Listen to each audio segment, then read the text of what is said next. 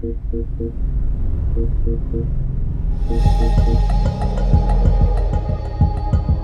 to Multiplayer Minds, where we actively expect to use our minds to log into a world where we can encounter God, angels, and demons.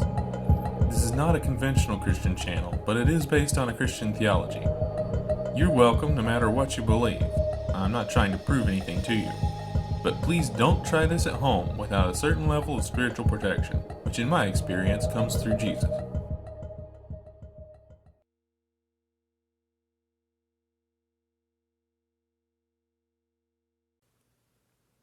Some people find it difficult to open up and begin connecting, but I've seen it be very easy for some people.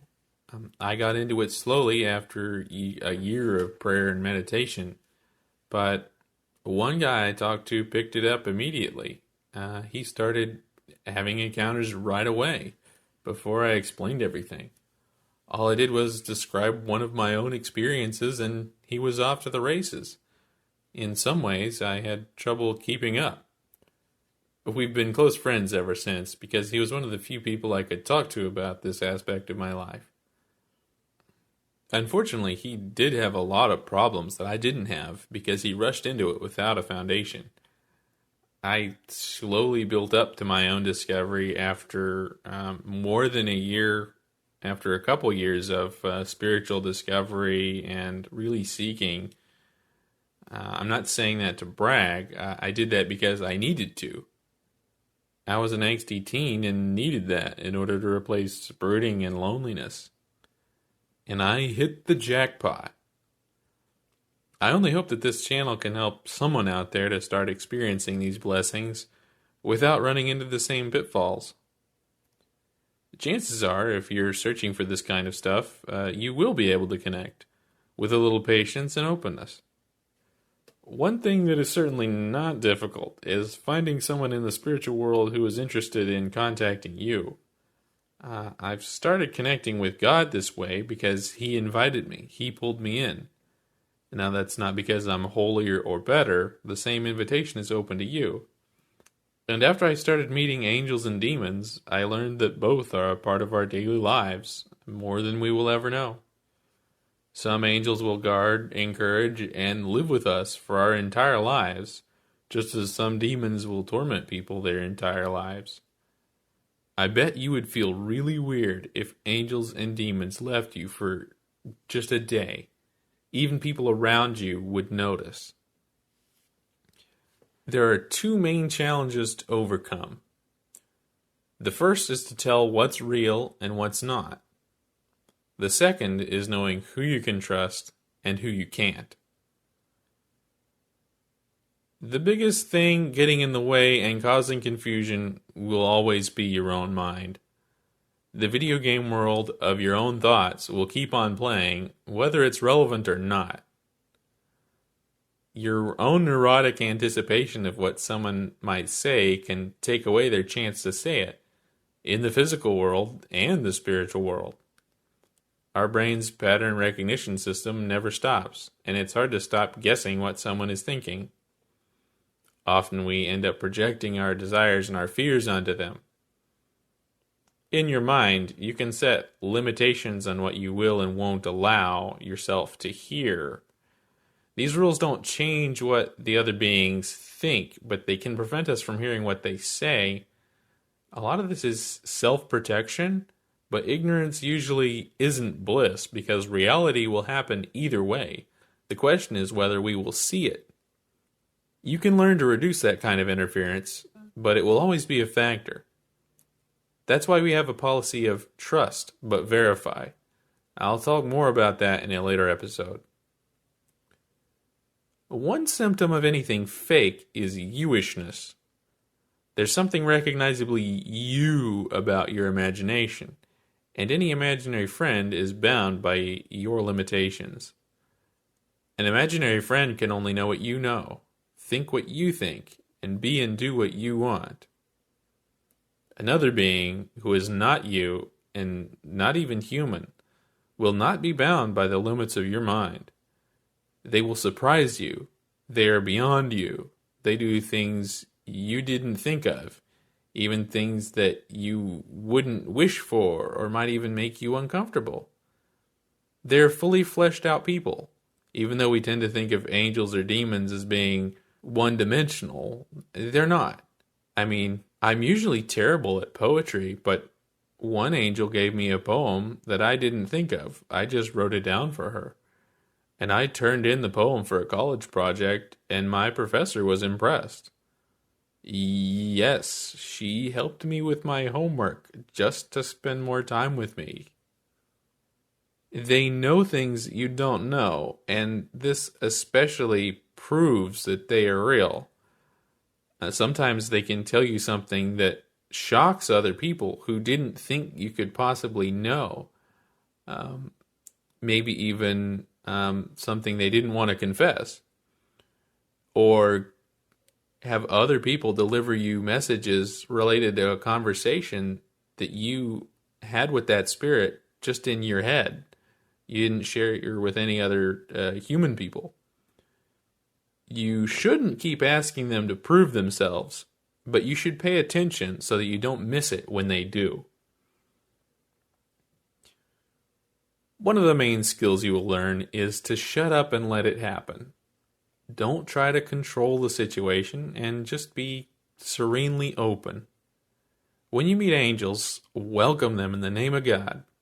And when you meet God Himself, as it says in the Bible, be still and know that I am God. Don't project onto them, just quiet your mind, set your expectations aside, and just watch.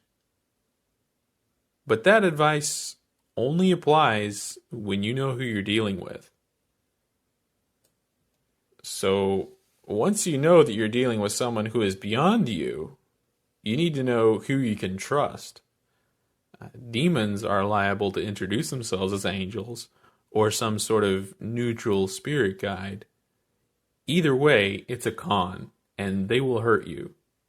Even if it seems pleasant at first, it's a con, and it could even be a long con.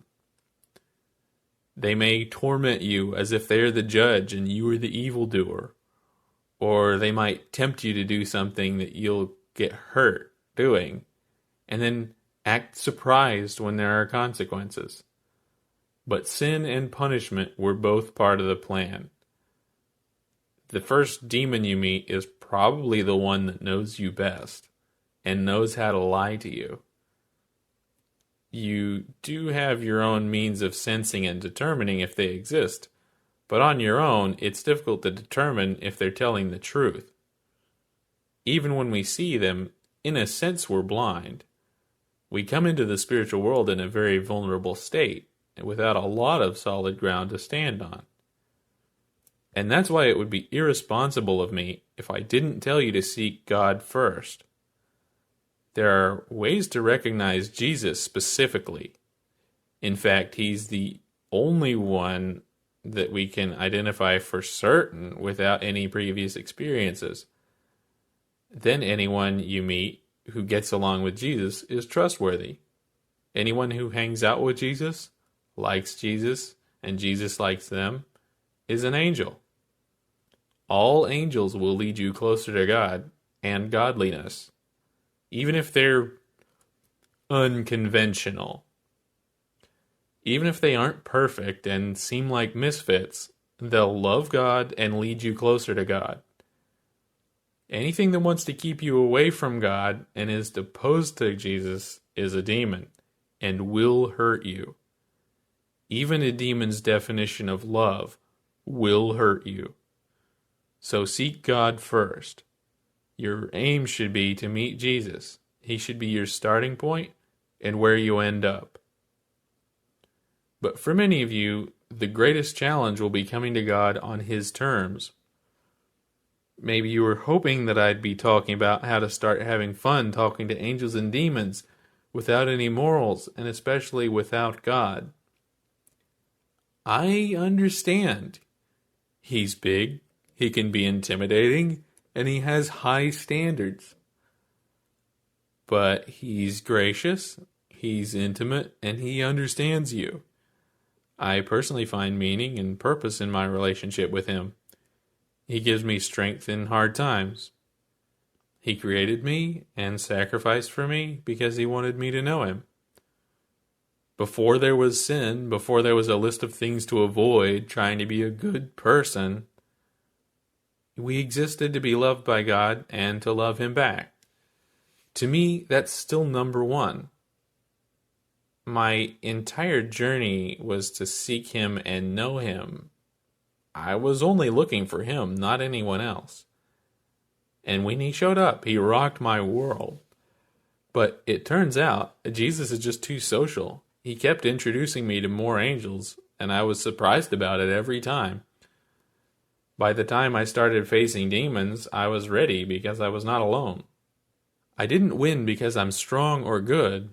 I won because he's strong and good. I didn't get tricked, but that's not because I'm clever, but just because I kept relying on him. He guided me and protected me from my own foolishness. So I hope if you continue with us that you'll keep an open heart as well as an open mind. What if your Creator actually wanted to hang out with you? Would you want to? Stick around with Multiplayer Minds, and we'll be discussing how this all works, how to do it safely, and how this can benefit you. If you find this interesting, let me know in the comment section. Any feedback will help keep this coming and let me address what you're curious about.